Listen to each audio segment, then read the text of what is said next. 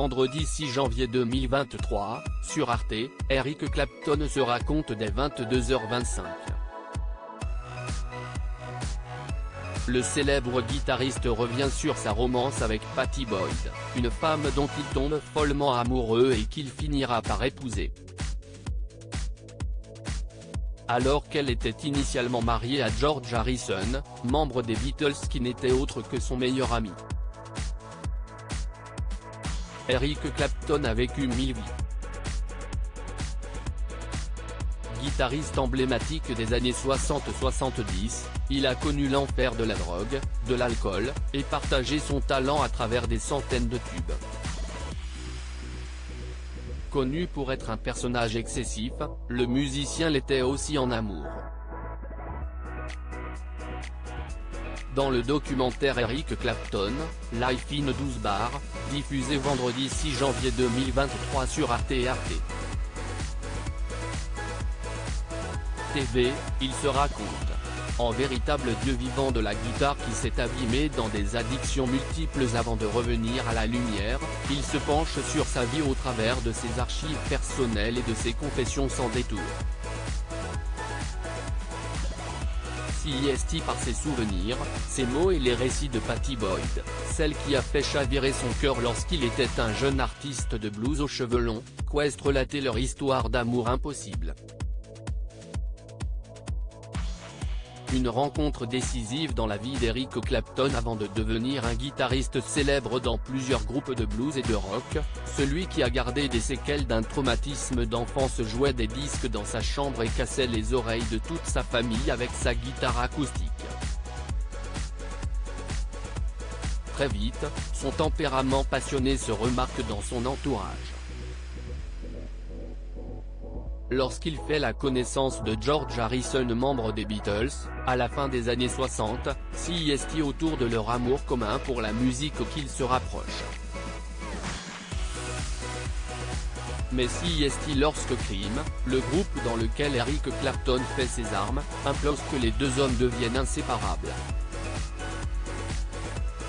Charlotte Martin, une amie de longue date de l'artiste, et sa compagne pendant 3 ans, se souvient de cette période dans le documentaire.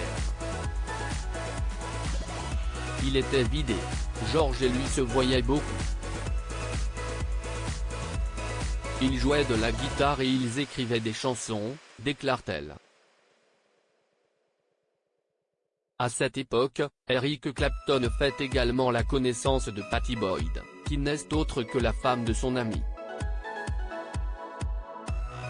Ébloui par la jeune femme blonde aux yeux très bleus, il va s'acharner pendant des années dans l'espoir de la séduire.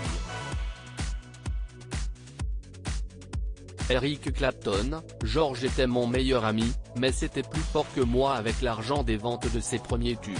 Eric Clapton s'offre une maison au Royaume-Uni.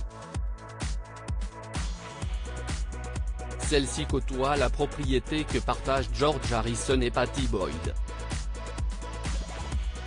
Coïncidence? Rien n'est moins sûr. On était 4 amis qui passaient beaucoup de temps ensemble. On allait au restaurant, on sortait dans les bars. Il venait souvent chez nous. Et pas toujours pour voir George. Eric posait sur moi des regards qui s'attardaient un peu plus longtemps que nécessaire, ça ne m'a pas échappé, se souvient Pattie Boyd dans le documentaire. Le concerné lui-même se remémore cette période de pure frénésie. Je savais que c'était mal. George était mon meilleur ami. Mais c'était plus fort que moi. J'étais convaincu de n'avoir jamais encore rencontré une femme aussi désirable dans ma vie. Elle avait beau être mariée, je la voulais.